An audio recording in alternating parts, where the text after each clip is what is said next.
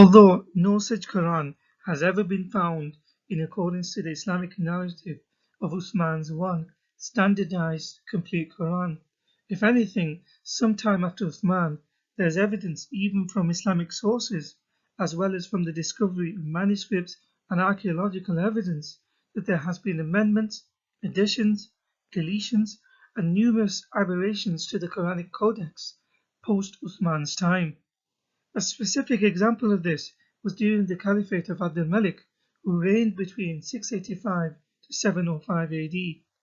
Note that this is decades after the death of Uthman in 656 AD. The Caliph's governor, Hajjaj ibn Yusuf, appointed in 692 AD, is named within Islamic sources as just one of the many individuals who deliberately made changes to the Quran.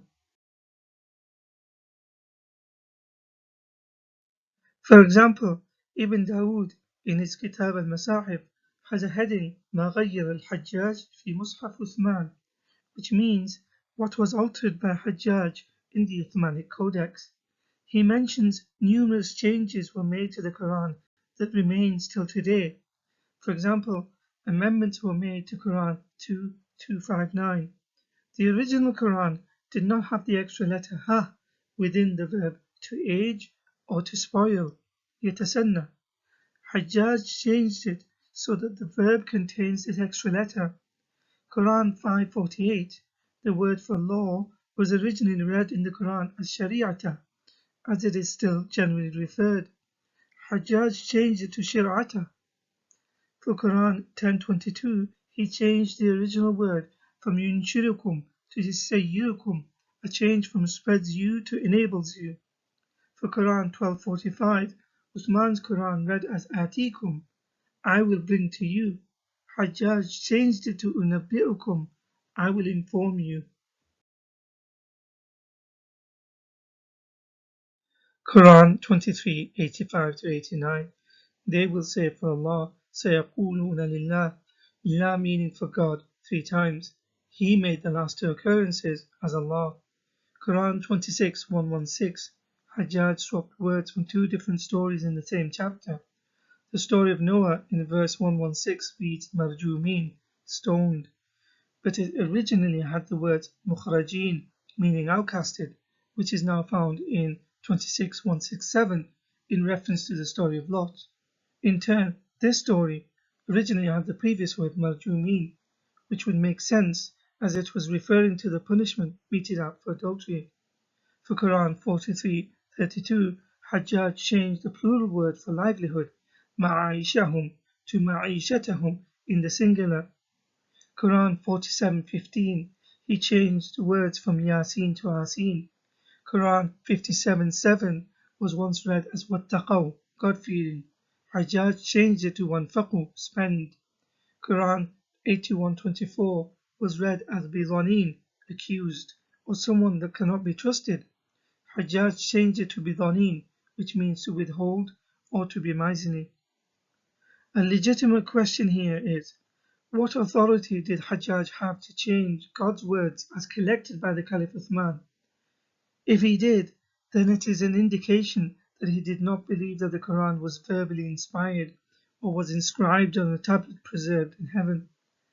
Of course, Muslims readily dismiss any claims that Hajjaj ever changed the Quran, although the author of Kitab al-Masahif is a Muslim and a scholar of repute more than any of his critics ever will be.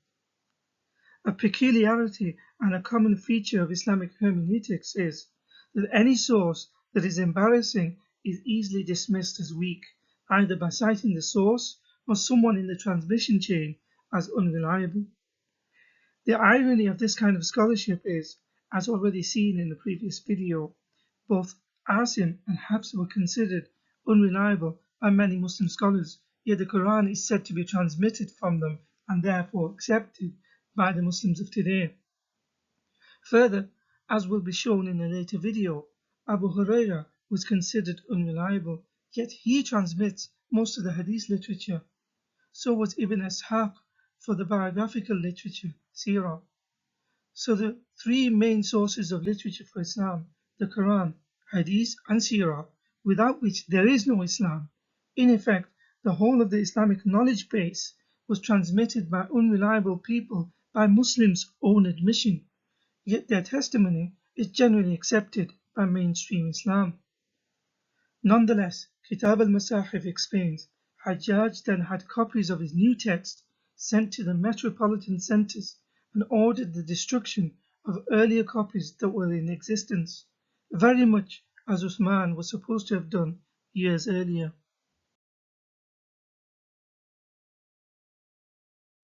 Kitab al-Masahif is not the only Islamic source that says Hajjaj made changes to the Quran.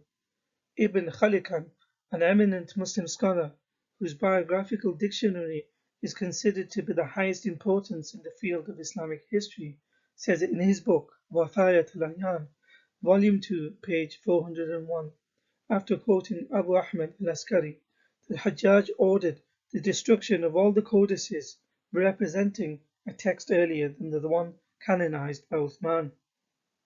Moreover, this new text promulgated by Hajjaj, according to the Arabic Encyclopedia, page 690, says, quote, when errors increased in the reading of the Quran, Nasir ibn Asim al-Laythi was put in charge of correcting it. Ibn Asakir, in his work of history, Tarikh, says Hajjaj had the Quran tampered with, as he had enmity towards some of the companions of Muhammad. So who was Hajjaj ibn Yusuf? It is interesting to note that Hajjaj was described as a tyrant and also as a non-Muslim, kafir, in numerous classical Sunni books, such as the famous books of Ibn Hajar al-Asqalani's Tahdhib al-Tahdhib, Volume 2, page 311, and other notable books such as Al-Imama al-Siyasa, Volume 2, page 45. For example, Muslim historian Ibn Athir, in his Tarikh, Volume 4, page 138, quotes Ibn Qutaybah saying Hajjaj was responsible for destroying the Kaaba and killing over 125,000 Muslims, including close companions of Muhammad such as Abdullah ibn Zubayr and Jabir ibn Abdullah.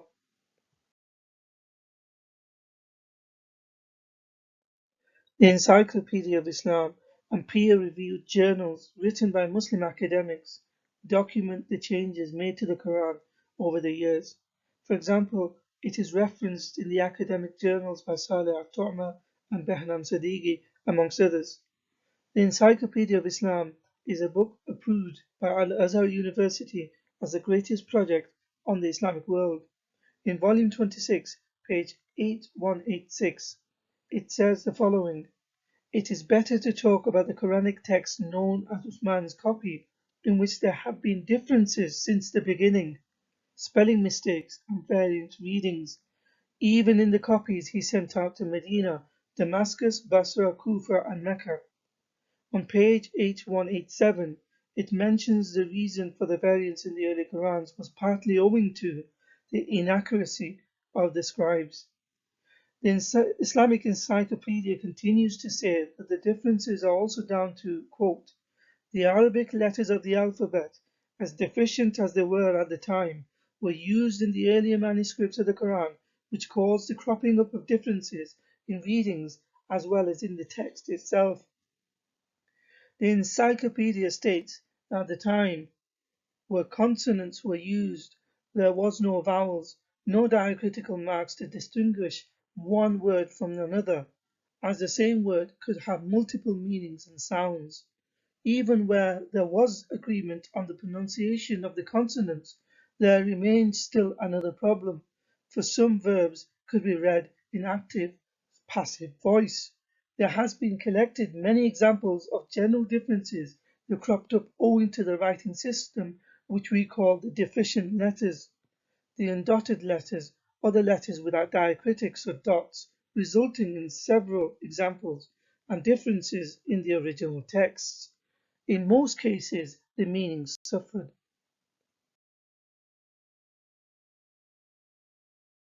The Islamic Encyclopedia continues. In the Umayyad period, from year 41 to 132 after Hijri, the differences in the Quran increased rather than decreased in Uthman's copy. Little by little, new readings cropped up. that included a merger between the authorized version of Uthman and the readings attributed to Ibn Masud and Ubay. The Islamic Encyclopedia says that there were even later evidence of tampering some 200 years later. Quote, at the onset of the Abbasid period, there was similar difference in the readings, so much so that it was impossible to distinguish between the authorized version of Uthman's Quran and other readings. They could not be trusted owing to the contradictions they contained because they were incompatible with the evidence provided by the science of script development. On page 8189, it says, at the beginning of the 4th century after Hijri, this is centuries after Muhammad and Uthman, the use of dotted and voweled Arabic letters had spread. The use of these dotted and voweled letters extensively led to further discrepancies in readings becoming manifest and evident, and this led to sharp conflicts about which reading is accurate. This account corresponds to comments made by other notable classical scholars of the time, such as Abu Amr ad-Dani in his Al-Muqni mentions, even at this late stage after Muhammad and Uthman, that the differences in these Qurans were severe enough to cause disagreements and infighting amongst the Muslims. So all this is in contrary to the popular common Muslim belief of an unchanged Quran since the time of Muhammad, as Muslim sources themselves attest to the systematic changes in the Quran throughout the ages.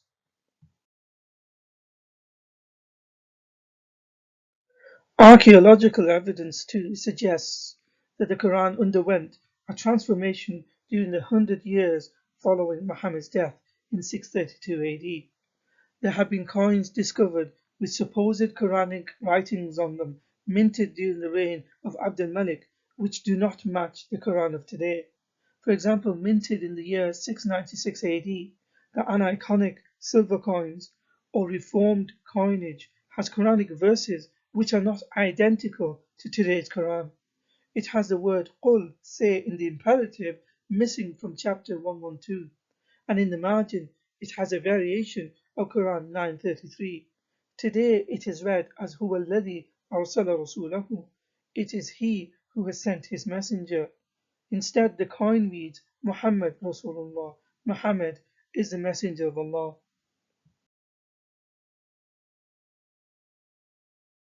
Furthermore, the Dome of the Rock Sanctuary, built by the same Abdul Malik in 691 AD, has quotations from the Quran. However, just like the coins, the Dome of the Rock writings differ in details from today's Quran.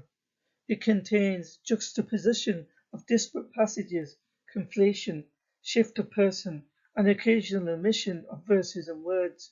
For example, the copper plaque inscriptions of the dome has Quranic verses quoted partially. It is not primarily Quranic in character, rather a combination of Quranic fragments and paraphrases that make sense only as a manipulation of the recognized standard text. The first part has a little bit of Quran 2:255. There is no God but He, the living, the eternal. Then it momentarily shifts to a portion of Quran 112.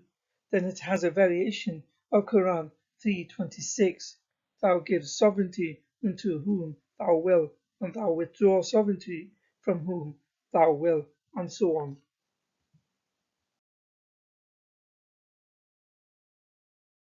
Further, the Arab Sasanian coin of Ibn al-Fuja'a, dated from 695 AD, has a picture of a face. Such images are forbidden within Islamic traditional aniconism, which is the avoidance of images of sentient beings. It stems in part from the prohibition of idolatry and in part from the belief that the creation of living forms is God's prerogative. It gets worse. On this coin, it also has a picture of a Zoroastrian fire altar and written in Persian the words servant of God, Khatri, commander of the faithful. Nonetheless, on the coin is a deviation of the standard Quran verses 657, 1240, and 1267, reminiscent of the phrase In al hukmu illa lillah, the decision belongs to none but Allah. The coin reads La hukma illa lillah. No decision but Allah's.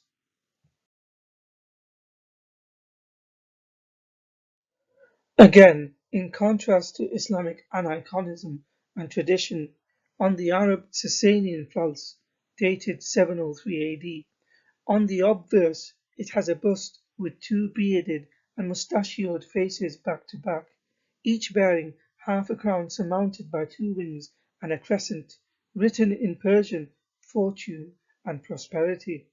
Within the margin, it has a variation of Quran 48:29 when compared to today's Quran. The coin reads, Muhammad is a messenger of Allah. Those who recite with him are severe with the unbelievers, compassionate among themselves. Today's Quran does not have the word recite, yatluna, in the verse. On the reverse, it again has a Zoroastrian fire altar image.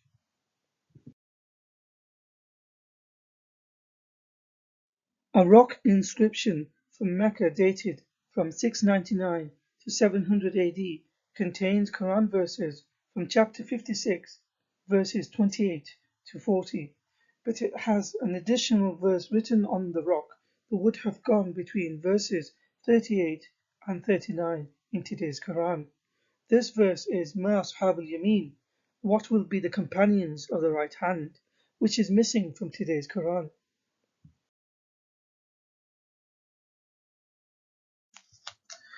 There is evidence of modern-day tampering of the Quran in order to have it standardized. For example, in the 1946 edition of Yusuf Ali's Quran translation, published in Pakistan for Quran 23:112 and its accompanying footnote 2948 states, the usual reading is Qala, he say. This follows the Kufa Qiraat recitation.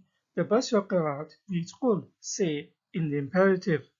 For Quran 21:4 and the accompanying footnote 2666 states, notice that in the usual Arabic texts is the word qala, he say.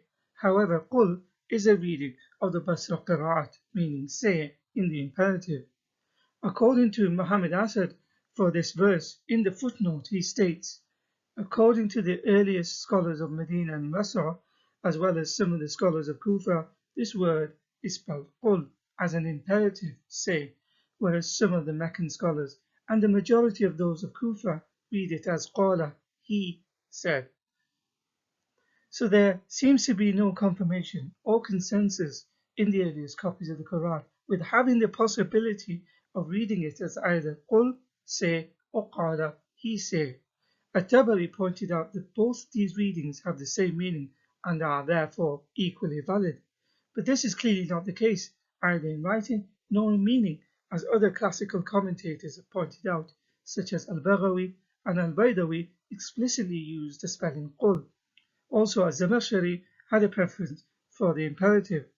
The point is, the Saudi Revision Committee approved the translation and commentary of Abdullah Yusuf Ali's Quran, and as they did, they changed the Arabic text, Rasam, by adding the letter Alif in Quran 21:4, so that the writing of he say, Qala, composed by letters Qaf, Alif, Lam, is the same in order to reflect the reading, whereas the original Arabic did not have the Alif and looked like this, which is why it was also read as Qul by some. The committee did this in order to match the 1946 Pakistani edition with their own 1990 Saudi edition.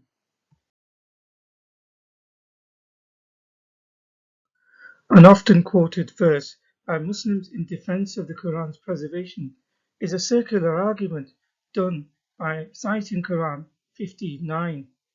Inna nahnu nazzalna dhikra wa inna lahu lahafizun. We have revealed the Quran and we are its protectors.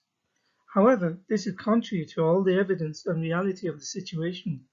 The preservation of the Quran fails on two main points, namely preservation by memory, evidenced in part 1, as Quran verses have been lost and others forgotten, but it also fails on historical validation as seen in this video.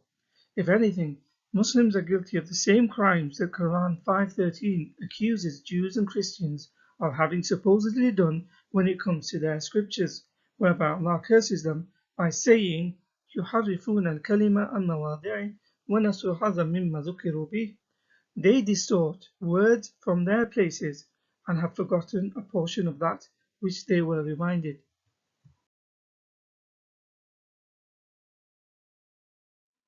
So the conclusion: for the first 100 years after Muhammad, written Arabic had not yet fully developed.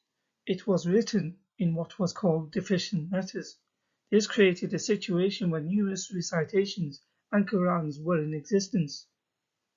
The Quran has undergone extensive changes over the years, and it does not date from Muhammad's time, nor even from Uthman.